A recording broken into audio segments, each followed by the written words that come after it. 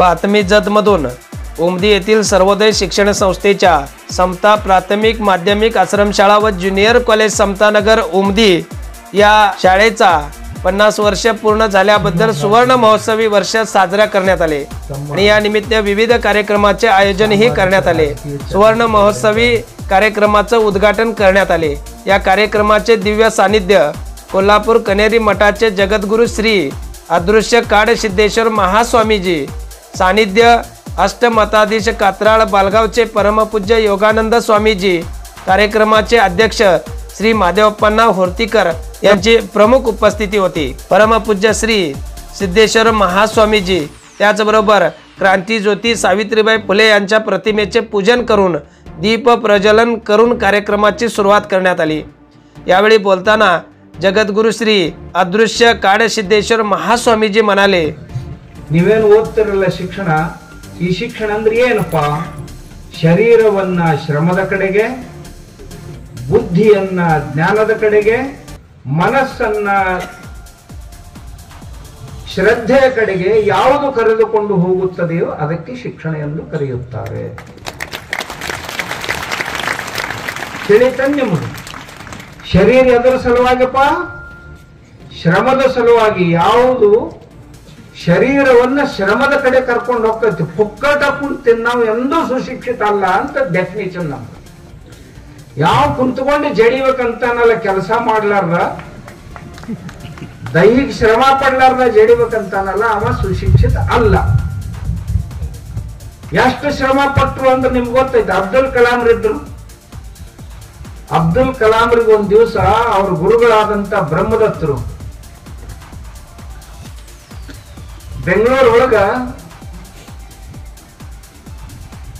DRDOದೊಳಗ ಕೆಲಸ ಮಾಡುವ ಹೊತ್ನ್ಯಾಗ ಅದರ ಸಂಚಾಲಕರಾದಂತ ಡೈರೆಕ್ಟರ್ ಆದಂತ ಬ್ರಹ್ಮದತ್ತರು ಈ ಸೈಂಟಿಸ್ಟ್ ಆಗಿರುವಂತ ಚೀಫ್ ಸೈಂಟಿಸ್ಟ್ ಆಗಿರುವಂತ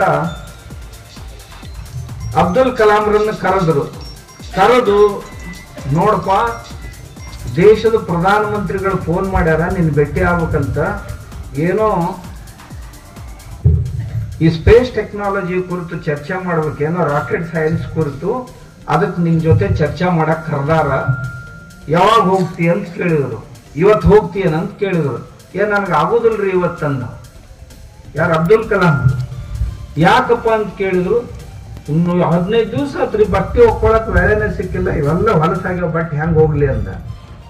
ಬ್ರಹ್ಮದತ್ತರಂದು ಅಲ್ಲೋ ಹುಚ್ಚ, ಪ್ರೈಮ್ ಮಿನಿಸ್ಟರ್ ಕರೆದಾರ, ಪ್ರೈಮ್ ಮಿನಿಸ್ಟರ್ ಭೇಟಿ ಆಗ್ಬೇಕಂತ ಮಂದಿ ತಿಂಗಳಗಟ್ಲೆ ದಾರಿ ನೋಡ್ತಾರ, ಅವ್ರ ನೀನು ಕರ್ದಾರ, ನೀ ಬಟ್ಟೆ ಸ್ವಚ್ಛ ಇಲ್ಲ ಅಂತೀಯಲ್ಲ, ಹೋಗಿಗಂದ್ರೆ ಹೆಂಗ್ ಹೋಗಲ್ರಿ ಅಂತ, ಹೊಲಸ ಬಟ್ಟೆ ಹಾಕೋ, ನಿನಗೇನ್ ಹುಡುಗಿ ಕೊಡಕ್ ಕರ್ದಾರ,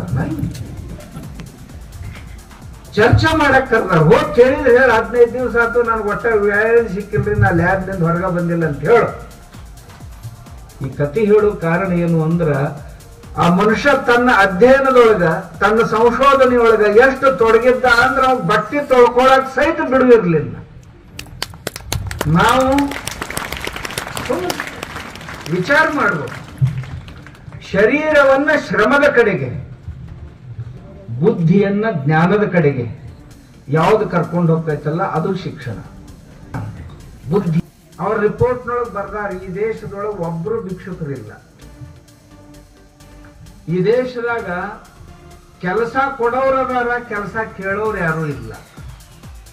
ಈ ದೇಶದೊಳಗ ಬರ್ದಾನವ ಬಂಗಾಲ್ ಗವರ್ನರ್ ಬರ್ದಾನ, ಏನಂತ, ಈ ಊರುಗಳೊಳಗೆ ನಮ್ಗೆ ಎಲ್ಲಿ ಪೊಲೀಸರು ಕಾಣಲಿಲ್ಲ, ಎಲ್ಲಿ ನ್ಯಾಯಾಲಯಗಳು ಕಾಣಲಿಲ್ಲ, ಅಪರಾಧಗಳನ್ನೇ ಮಾಡೋದಿಲ್ಲ ಜನ, ಅಂತ ಶಿಕ್ಷಣ ಕೊಡ್ತಾರೆ। ಯಾರಿಗೆ ಯಾರು ತೊಂದರೆ ಕೊಡೋದಿಲ್ಲ, ಆ ಶಿಕ್ಷಣದ ಮುಖ್ಯ ಉದ್ದೇಶ ಆಗಿತ್ತು ನೋಡ್ರಿ, ಯಾರಿಗೆ ಯಾರು ತೊಂದರೆ ಕೊಡೋದಿಲ್ಲ, ಯಾರಿಗೆ ನ್ಯಾಯ ಕೇಳಲಿಕ್ಕೆ ಹೋಗುವಂತ ಅವಶ್ಯಕತೆ ಬೀಳೋದಿಲ್ಲ, ಅಂತ ಶಿಕ್ಷಣ ಇಲ್ಲಿ ಕೊಡ್ತಾರೆ। ಆಮ್ಯಾಗ ಯಾವ ತಂದೆ ತಾಯಿಗಳು ಸಹಿತ ತಮ್ಮ ವೃದ್ಧಾಪ್ಯದಲ್ಲಿ ಮಕ್ಕಳಿಂದಾಗಿ ಪಶ್ಚಾತ್ತಾಪ ಪಡುವಂತ ವಾತಾವರಣವನ್ನು ನಾನು ನೋಡ್ಲಿಲ್ಲ ದೇಶದಾಗ। ಇದು 4 ಮಂದಿ ಗವರ್ನರ್ಗಳು ಕೂಡಿ ರಿಪೋರ್ಟ್ ತಯಾರು ಮಾಡಿ ದಿಲ್ಲಿ ಗವರ್ಮೆಂಟ್ ಕಳಿಸಿದ್ರು, ಆ ದಿಲ್ಲಿಯಿಂದ ಅದು ಬ್ರಿಟಿಷ್ ಪಾರ್ಲಿಮೆಂಟ್ಗೆ ಹೋದ್ರು। ಅದನ್ನ ಅಧ್ಯಯನ ಮಾಡಿದ ಮೆಕಾಲೆ ಅಧ್ಯಯನ ಮಾಡಿ ಖರೇನ ಹಿಂಗೈತನಂತ ನೋಡಕ್ ಬಂದ. ನೋಡಿ ಇಲ್ಲೇ ಇದ್ದಾಗ ಅವ್ರ ಅಪ್ಪಗ ಮತ್ತು ಅವ್ರ ತಂಗಿಗೆ ಪತ್ರ ಬರದ, ಈ ದೇಶ ನಾವೇನು ಬಹಳ ದಿವಸ ಆಡಕ್ ಸಾಧ್ಯ ಇಲ್ಲ, ಇಂಥ ಶಿಕ್ಷಣ ಈ ದೇಶದಾಗ ಇತ್ತು ಅಂತಂದ್ರೆ ಈ ದೇಶ ಎಂದೂ ಒಡೆಯಂಗಿಲ್ಲ, ಈ ದೇಶ ಎಂದೂ ಕೆಡಂಗಿಲ್ಲ. ಅದಕ್ಕೆ ನಾವು ಮೊದಲನೇದಾಗಿ ಏನಾದರೂ ಮಾಡಬೇಕಾಗಿದ್ರ ಈ ದೇಶದ ಶಿಕ್ಷಣ ಪದ್ಧತಿಯನ್ನು ಖಂಡಿತಗೊಳಿಸುವ, ಹಾಳು ಮಾಡಬೇಕು ಅಂತ. ಏನ್ ಮಾಡಬೇಕು ಅಂತ ಸರ್ಕಾರದವರು ಅವನು ಕೇಳಿದ್ರು. ಅವ ಹೇಳ್ದ, ಈಗಿರುವಂತ ಗುರುಕುಲಗಳಂತ ಏನದಾವ ಶಾಲೆಗಳು, ಇವೆಲ್ಲ ಕಾನೂನು ಬಾಹಿರ ಶಾಲೆಗಳು ಅಂತ ಡಿಕ್ಲೇರ್ ಮಾಡಿಬಿಡ್ರಿ, ಇವನ್ನ ನಡೆಸೋದು ರಾಜದ್ರೋಹ ಅಂತ ಡಿಕ್ಲೇರ್ ಮಾಡಿಬಿಡ್ರಿ. 1838 ಇಡೀ ದೇಶದ 7 ಲಕ್ಷ ಶಾಲೆಗಳನ್ನು ಬ್ರಿಟಿಷರು ಒಂದೇ ದಿವಸ ಬಂದ್ ಮಾಡಿಬಿಟ್ರು.